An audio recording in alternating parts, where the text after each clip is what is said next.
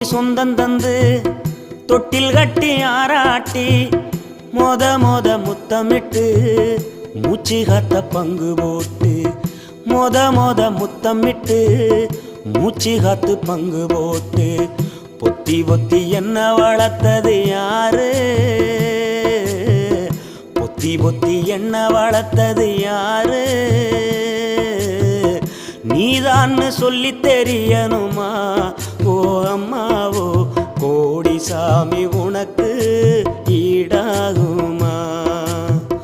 தொப்புள் கோடி சொந்தம் தந்து தொட்டில் கட்டி ஆராட்டி மொத முத்தமிட்டு மூச்சு காத்த பங்கு போட்டு மொத முத்தமிட்டு மூச்சு காத்த பங்கு போட்டு பொத்தி பொத்தி என்ன வளர்த்தது யாரு?